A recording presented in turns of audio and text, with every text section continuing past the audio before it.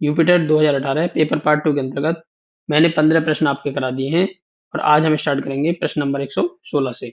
प्रश्न नंबर 116 में हमारे पास दो बहुपद हैं, एक ये है और एक ये है। इनका जो महत्तम समापवर्तक है वो क्या है, p माइनस ए है। तो हमें क्या निकालना है, a का मान निकालना है। तो दोस्तों ये जो प्रश्न है हमारा, इसके अंतर्गत p माइनस ए जो है वो क्या है, इसका एचसीएफ है। ये प्रश्न जानबूझकर कुछ इस तरीके से डिजाइन किया गया है कि आपका समय ज्यादा ले, क्योंकि आप क्या करेंगे, जैसे ही p माइनस ए आपको दिखेगा आप इसमें p इक्वल टू ए रख देंगे और p इक्वल टू ए रखने के बाद फिर भी आप वही काम करेंगे जो हमें पहले ही करना चाहिए था।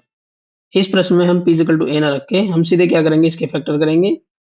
तो P square minus 8p plus 12। अब ये जो 12 है आपका, इस 12 के आपको इस तरीके से फैक्टर करने हैं, ये जोड़कर आपके 8 आने चाहिए। 6 दूनी 12 और 6 और 2 कितने होते हैं, 8 होते हैं। पी स्क्वायर माइनस 6p और माइनस के 2p प्लस 12। p कॉमन ले लिया, p माइनस 6 माइनस के 2 कॉमन ले लिए, p माइनस 6। तो ये आपके फैक्टर आ गए p माइनस 6 और p माइनस 2। अब दूसरे वाले की भी फैक्टर कर लेते हैं। P square plus 4p minus के 12 और 12 के ऐसे फैक्टर करने हैं कि घटाकर कितने आने चाहिए, 4 आने चाहिए। तो 6 दूनी 12, 6 में से 2 गए तो 4 आ गए। पी स्क्वायर प्लस 6p और माइनस के 2p माइनस के 12। p कॉमन ले लिया, p प्लस 6, इसमें से माइनस 2 कॉमन ले लिया, p प्लस 6। तो आप देख सकते हैं यहाँ आ गया p प्लस 6 और p माइनस 2। इनका जो एचसीएफ होगा, कॉमन गुणनखंड होता है p माइनस 2 और p माइनस 2। और ये p माइनस 2 ही आपका क्या है, p माइनस ए है। तो यहाँ पर मैं डायरेक्टली लिख सकता हूँ p इजिकल टू 2। तो ये जो 2 है यही क्या है, आपका a है। तो यहाँ पर इसका जो आंसर आएगा वो क्या आएगा, 2 आएगा। यदि घात 3 होती है तो इसमें x के 3 मान आते हैं। यदि घात 2 होती है तो x के 2 मान आएंगे। यदि x की घात 1 होती है तो x का 1 मान आएगा। यदि 10 घात होती है तो x के 10 ही मान होते हैं उसमें। बस यही आपको याद रखना है। इस क्वेश्चन के भी दो तरीके हैं, या तो आप इसके फैक्टर कीजिए या फिर इसको बाई ऑप्शन सॉल्व कीजिए।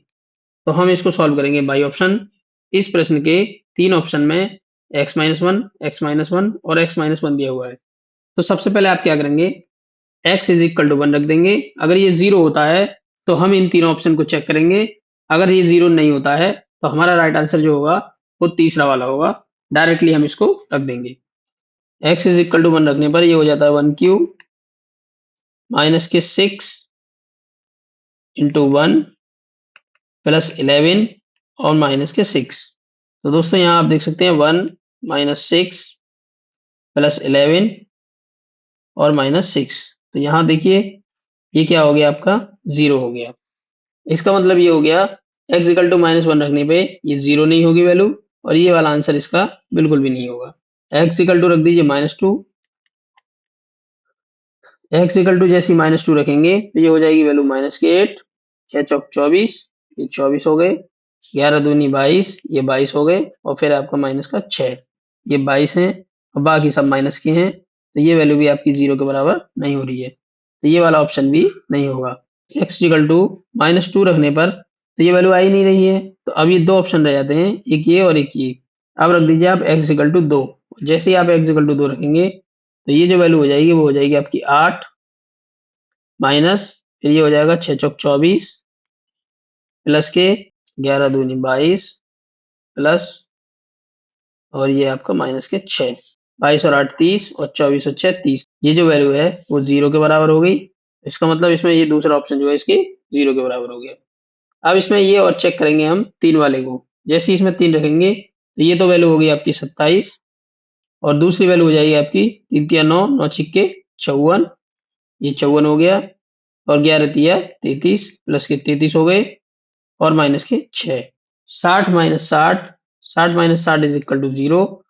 तो राइट ऑप्शन कौन सा हो गया आपका, option 2 is the right answer. Question number 118 में हमें समीकरण के मूल दिए गए हैं और हमसे समीकरण पूछा गया है कि समीकरण क्या होगा। तो दोस्तों मैंने आपको एक चीज बताई थी, यदि कोई समीकरण द्विघाती है तो उसके दो मूल होते हैं। यदि समीकरण त्रिघाती है तो उसके तीन मूल होते हैं। चूंकि यहाँ पर समीकरण के दो मूल हैं, इसलिए ये जो समीकरण होगा वो द्विघाती समीकरण होगा। जब भी किसी द्विघाती समीकरण के दो मूल दिए गए हों तो वहां समीकरण होता है हमारा एक्स स्क्वायर माइनस मूलों का योगफल इंटू एक्स प्लस मूलों का गुणनफल। मूलों का गुणनफल, यही क्या होता है आपका समीकरण होता है। अब इसमें आपको क्या करना है, एल्फा प्लस बीटा निकालना है। Alpha plus beta equal to क्या हो जाएगा, p minus q upon p plus q, ये दिया हुआ है। प्लस माइनस माइनस हो जाएगा और P plus Q upon P minus Q, P minus Q. इस मूल को मान लीजिए आप एल्फा और इस मूल को मान लीजिए बीटा। अब इसको आप सिंप्लीफाई कर दीजिए। इसका एलसीएम आएगा P square minus Q square, क्योंकि ये ए प्लस बी और ए माइनस बी का फॉर्मूला हो गया, इसलिए मैंने इसको डायरेक्ट लिख दिया P square minus Q square. इसको लिखेंगे पी माइनस क्यू का होल स्क्वायर माइनस, और ये हो जाएगा पी प्लस क्यू का होल स्क्वायर। तो दोस्तों जब इसको आप खोलेंगे तो ये आ जाएगा P square plus Q square minus two P Q minus के पी स्क्वायर माइनस के क्यू स्क्वायर और माइनस के टू पी क्यू। क्योंकि यहाँ पर ये माइनस सिंबल है इसलिए इसकी जो साइन है वो सभी साइन माइनस के हो जाएंगे। चूंकि ये प्लस का है ये माइनस का है, सेम संख्या कट जाएंगी, ये भी कट जाएगा। अपॉन में जो वैल्यू है वो है आपकी P square minus Q square, तो यहाँ पर वैल्यू आ जाएगी माइनस के four P Q upon P square minus Q square. ये आपकी वैल्यू आ गई, ये आ गया आपका एल्फा प्लस बीटा। जब हम एल्फा और बीटा निकालेंगे तब आप यहाँ पर देखेंगे पी माइनस क्यू से ये पी माइनस क्यू कट जाएगा, पी प्लस क्यू से ये पी प्लस क्यू कट जाएगा। वैल्यू कितनी आ जाएगी आपकी -1। इन वैल्यूज को समीकरण में रख दीजिए, x square minus minus plus हो जाएगा four P Q divided by P square minus Q square. चूंकि यहाँ प्लस है और वैल्यू है आपकी -1 तो ये वैल्यू हो जाएगी माइनस प्लस माइनस के 1 इज इक्वल टू 0, इस तरीके से। अब इसको आप सिंप्लीफाई कर दीजिए तो ये आ जाएगा P square minus Q square into x square plus four P Q x minus क्या आ जाएगा पी स्क्वायर और प्लस का आ जाएगा q square is equal to 0। तो ये सब आपको इतना नहीं करना है, यहाँ पे ये लिखने की जरूरत नहीं है।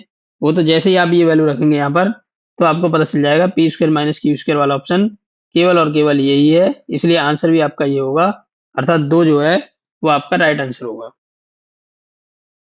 एक मासिक परीक्षा में 16 विद्यार्थियों के प्राप्तांक दिए हुए हैं और यहाँ पर आपको क्या निकालना है, बहुलक। बहुलक का मतलब होता है ऐसी संख्या जिसकी फ्रीक्वेंसी सबसे ज्यादा हो। तो इसमें आप क्या करेंगे, जिसकी फ्रीक्वेंसी सबसे ज्यादा है उसको आप सेलेक्ट कर लेंगे। तो यहाँ पर सबसे ज्यादा जो फ्रीक्वेंसी है वो 5 की है, क्योंकि 5 जो है वो 4 बार आया है और बाकी की संख्याएं 3 या 2 बार आई हैं। तो यहाँ पर इसका जो बहुलक होगा वो 5 होगा, क्योंकि 5 जो है वो सबसे ज्यादा बार आया है। Next question. इस प्रकार के प्रश्नों को हम बाई ऑप्शन सॉल्व करते हैं, और बाई ऑप्शन सॉल्व करने के लिए सबसे पहले हम पहला ऑप्शन ले लेते हैं। क्या लिखेंगे, एक्स इक्वल टू -1 और x इक्वल टू -2। तो पहले वाले ऑप्शन से चेक करते हैं, 3 की पावर -2 प्लस 1 माइनस के माइनस माइनस प्लस के 3 हो जाएंगे और इज इक्वल टू 3 की पावर -1 प्लस 3 और ये हो जाएगा आपका -9। ठीक है, तो ये जो वैल्यू है वो 1/3 आएगी। ठीक, और ये +3 हो गई और ये जो वैल्यू है ये कितनी आएगी आपकी 3 की पावर 2 -9। तो यहाँ पर आप देख सकते हैं ये वैल्यू 0 है, लेकिन ये वैल्यू 0 नहीं है। LHS is not equal to RHS। इसको आगे सॉल्व करने की जरूरत नहीं है, देख कर ही आपको पता चल जाएगा कि ये ऑप्शन है या नहीं। तो इसको आप काट दीजिए, दूसरे को चेक कीजिए। जैसे ही हम ऑप्शन 2 पर जाएंगे x इक्वल टू 0 है और 1 है। 0 रखेंगे तो ये आ जाएगा 3 की पावर 1 माइनस ये 0 हो गया इज इक्वल टू 3, फिर ये आपका आ गया 3। ठीक है, और ये आ गया -9। तो यहाँ भी आप देख सकते हैं ये वाली जो वैल्यू है वो इस वैल्यू के बराबर नहीं है, तो इसका मतलब ये वाला ऑप्शन भी आपका राइट आंसर नहीं है। इसी तरीके से इस वाले को चेक कर लीजिए। अब करेंगे हम ऑप्शन 3 को चेक, और जैसे ही हम ऑप्शन 3 को चेक करते हैं अगर ये आता है तो भी हमें आंसर मिल जाएगा और ये नहीं आता है तो भी हमें आंसर मिल जाएगा।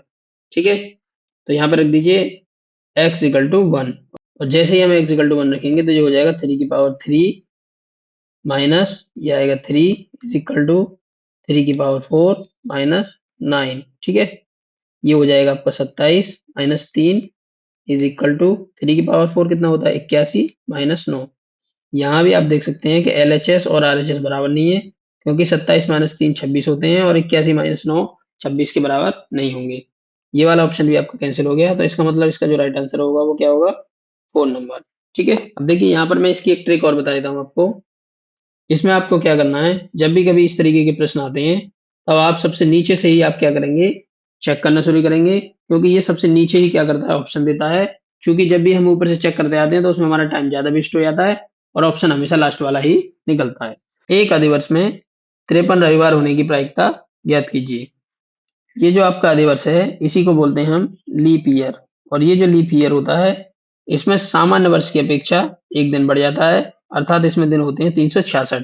क्योंकि हमको पता है एक सप्ते में एक रविवार होता है, और एक सप्ताह के अंतर्गत 7 दिन होते हैं। तो 366 को आप क्या करेंगे, किससे डिवाइड कर देंगे, 7 से डिवाइड कर देंगे। 7 पंजे 35 और 7 दूनी 14, और प्लस कितने आ जाते हैं, 2। तो इसके अंतर्गत 2 दिन जो है वो एक्स्ट्रा हैं, और 52 सप्ताह जो है वो पूरे पूरे हैं। तो इसका मतलब ये हो गया, इसमें 52 रविवार तो ये हो ही गए। ये जो 2 दिन हैं ये कौन कौन से दिन हो सकते हैं, ये सोमवार और मंगलवार हो सकते हैं, ये मंगलवार और बुधवार हो सकते हैं, ये बुधवार और बृहस्पतिवार हो सकते हैं। ठीक है, ये बृहस्पतिवार और शुक्रवार हो सकते हैं, और ये शुक्रवार और शनिवार हो सकते हैं, और ये शनिवार और रविवार हो सकते हैं। और क्या हो सकते हैं, रविवार और सोमवार हो सकते हैं। यहाँ पर हम चेक करेंगे कुल घटनाएं। घटना 1, घटना 2, घटना 3, घटना 4, घटना 5 और घटना 6 और घटना 7। तो कुल घटनाएं जो घटित होंगी आपकी, वो 7 घटनाएं घटित होंगी, अर्थात n s is equal to हो गया आपका 7। इसका मतलब ये है कुल घटनाएं कितनी घटित हो सकती हैं, 7 घटित हो सकती हैं। तो इन 7 घटनाओं में से एक बार रविवार यहाँ हो सकता है, और एक बार रविवार यहाँ हो सकता है। ऐसी घटनाएं जो आपके फेवर में हो वो कितनी होगी, 2। इसको बोलते हैं फेवरेबल इवेंट, जो आपके पक्ष में हो। अब आपकी प्रायिकता जो होगी वो क्या होगी, प्रोबेबिलिटी ऑफ ई, अर्थात घटना के घटित होने की प्रायिकता या संभावना। फेवरेबल इवेंट कितनी है आपकी, 2 है, और टोटल इवेंट कितनी है आपकी, 7। तो 2/7। इस क्वेश्चन को देखिए, यदि किसी वृत्त के केंद्र से 12 सेंटीमीटर की दूरी पर स्थित जीवा की लंबाई 10 सेंटीमीटर हो, तो वृत्त का व्यास क्या होगा। मान लीजिए ये मेरे पास एक वृत्त है, और इस वृत्त का केंद्र जो है वो क्या है, O है, और इस वृत्त से 12 सेंटीमीटर की दूरी पर एक जीवा है, और इस जीवा की लंबाई जो है वो 10 सेंटीमीटर है। ठीक है, ये आपके समझ में आ गया होगा। इसको मान लिया ए और इसको मान लिया बी। तो ये जो जीवा ए बी है, वृत्त की थ्योरम के अंतर्गत मैंने आपको ये बताया था कि वृत्त के केंद्र से जीवा पर डाला गया लंब जीवा को 2 समान भागों में समद्विभाजित करता है। ठीक है, इसका मतलब ए एम और बी एम क्या होंगी, बराबर होंगी। ये 5 होगी, तो ये भी आपकी क्या होगी, 5 होगी। ये 12 है और ये 5 है, तो ये वाली जो भुजा है वो कितनी आ जाएगी आपकी, 13 आ जाएगी, पाइथागोरस थ्योरम से। ठीक है, ये 13 आ गई, और ओ ए जो है वो क्या है, त्रिज्या है, वो 13 सेंटीमीटर है, और इसका जो व्यास होगा वो कितना हो जाएगा, व्यास त्रिज्या का दूना होता है, 13 दूनी 26 सेंटीमीटर। आंसर क्या हो गया आपका, 26 सेंटीमीटर।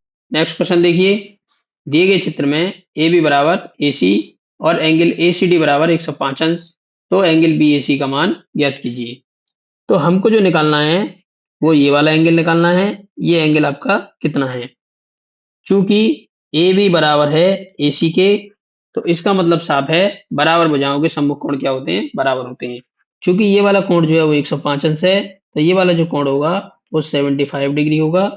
क्यों होगा ये 75 डिग्री, चूंकि सरल रेखा पर बना कोण जो है वो 180 अंश का होता है। क्योंकि बराबर भुजाओं के सम्मुख कोण बराबर होते हैं, तो ये वाला एंगल भी आपका कितना होगा, 75 अंश होगा। और 75 और 75 आपके कितने हो गए, 150 अंश हो गए। तो ये वाला जो एंगल होगा वो कितना होगा, 30 अंश होगा, क्योंकि किसी त्रिभुज के तीनों कोणों का योग 180 अंश होता है। ये क्वेश्चन भी बड़ा सरल क्वेश्चन है। जैसा जैसा आपको ये प्रश्न दिया हुआ है वैसे वैसे ही आप लिख देंगे। बी माइनस ए का 30%, इसका मतलब 30/100 is equal to a plus b का 18%, अर्थात 18/100। ठीक है, तो ये कट जाएगा आपका, 6 पंजे 30 और 6 तिया 18। ठीक है, 5b minus 5a is equal to हो जाएगा 3a प्लस 3b। इसको सिंप्लीफाई कीजिए, a को इधर ले जाइए और b को इधर ले जाइए, तो 8a इज इक्वल टू हो जाएगा आपका 2b। ठीक है, 2 से इसको काट दीजिए, 2 एकम 2 और 2 चौक 8। तो ये कितना हो जाता है आपका 4a is equal to b. तो a अनुपात b इज इक्वल टू कितना हो जाएगा 1:4। यही क्या होगा आपका राइट आंसर। नेक्स्ट क्वेश्चन देखिए, दो संख्याएं 3:4 के अनुपात में हैं, उनके महत्तम समावर्तक तथा लघुत्तम समावर्त का गुणनफल 2028 है, तो संख्याओं का योग क्या होगा। तो दोस्तों यहाँ हमें दिया हुआ है x अनुपात y बराबर 3:4। x प्लस वाई बराबर हो गया आपका 7 यूनिट। ठीक है, क्योंकि यहाँ पर आप सिंपली देख सकते हैं, अगर हम 7 से 86 को डिवाइड करते हैं तो नहीं कटेगी, 7 से 68 को डिवाइड करते हैं तो नहीं कटेगी, 7 से 72 को डिवाइड करते हैं तो नहीं कटेगी। ठीक है, तो हम क्या करेंगे 7 से 91 को डिवाइड करेंगे, तो यहाँ पर आप देख सकते हैं 91 7 से पूरा पूरा कट जाता है, 13 सत्ते 91, तो 1 यूनिट जो है वो 13 के बराबर हो जाती है। चूंकि हमें यहाँ पर संख्याओं का योगफल निकालना है, तो संख्याओं का योग क्या होगा आपका 91 होगा। क्वेश्चन नंबर 126, इस क्वेश्चन के अंतर्गत आपको एक कंडीशन दी हुई है और इस कंडीशन के माध्यम से ही हम इस सवाल को निकाल सकते हैं। तो यहाँ पर a जो है वो 5 है और b जो है वो 7 है। a star b is equal to है आपका a into b plus b। ठीक है, a इंटू बी कितना हो गया 7 पंजे 35। ठीक है, और b कितना हो गया 7, 35 और 7 कितने हो गए आपके 42। 42 क्या हो गया आपका राइट आंसर। निम्नलिखित में से कौन सी रेखा गणित शिक्षण की श्रेष्ठ विधि है। पहली विधि है अभ्यास विधि, ये बिल्कुल भी नहीं हो सकती। सूत्र आधारित विधि, ये भी नहीं हो सकती। खेल विधि भी नहीं हो सकती। फिर क्या है आपकी प्रदर्शन विधि। रेखा गणित को समझने के लिए हमें प्रदर्शन विधि का ही प्रयोग करना होगा, तभी हम इसको समझ सकते हैं। तो दोस्तों यहाँ पर मैंने जितने भी क्वेश्चन रेखा गणित में आपको कराए हैं वो सारे के सारे डायग्राम के माध्यम से कराए हैं। ये जो डायग्राम बनाना है यही आपकी क्या कहलाती है प्रदर्शन विधि कहलाती है। क्वेश्चन नंबर 129 में दिए हुए पदों का न्यूनतम मान आपको ज्ञात करना है। इस क्वेश्चन को करने से पहले मैं आपको बता दूं कि सन 2009 से पहले इंटरमीडिएट के अंतर्गत 6 किताबें होती थी और वो भी मैथ्स की। इनमें से एक किताब थी आपकी कैलकुलस, और इस कैलकुलस के अंतर्गत ही एक चैप्टर आता है उच्चिष्ट और निम्निष्ठ। ठीक है, और ये उच्चिष्ट और निम्निष्ठ जो है इसी को हम बोलते हैं इंग्लिश में मैक्सिमा एंड मिनिमा। ये जो क्वेश्चन है उसी कॉन्सेप्ट पर आधारित है। इसी किताब के अंतर्गत हम सीखते हैं किसी संख्या का अवकलन या डिफरेंशिएशन हम किस तरीके से करते हैं। मान लीजिए y इज इक्वल टू हो एक्स की पावर n, तो ये हो जाता है dy over d x is equal to n x की पावर n-1।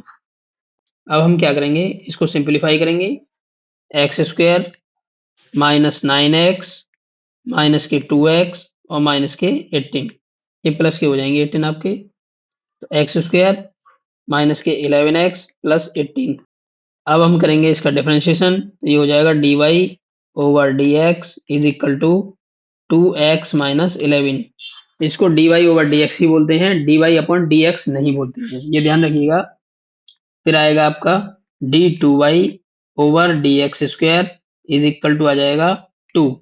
ये जो वैल्यू है वो 0 से बड़ी है, और जब ये 0 से बड़ी होती है तो इसका मान जो होता है वो क्या होता है न्यूनतम होता है। अब हम क्या करेंगे इसको रखेंगे 0, और जैसे इसको 0 रखेंगे तो x इक्वल टू आ जाएगा 11/2, और इस वैल्यू को आप इसके अंतर्गत रख दीजिए कि न्यूनतम वैल्यू निकल के आ जाएगी। इसको कैसे रखेंगे, x कितना है 11/2, फिर है आपका माइनस के 2। ठीक है, फिर इसमें आपका 11/2 माइनस के 9, तो ये कितना आ जाएगा 2 दूनी 4, 11 में से 4 गए तो आपके कितने आ जाते हैं 7/2, फिर इंटू ये आ जाते हैं आपके 2 नी 18, 18 में से 11 गए तो माइनस के 7/2, तो ये आ गया आपका माइनस के 49/4। यही क्या होगा आपका राइट आंसर। क्वेश्चन नंबर 130 में इस संख्या का आपको वर्गमूल निकालना है। तो ये बहुत ही सरल क्वेश्चन है। ये फॉर्मूला दिया हुआ है ए स्क्वायर माइनस बी स्क्वायर का, इसको लिख सकते हैं हम ए प्लस बी और ए माइनस बी।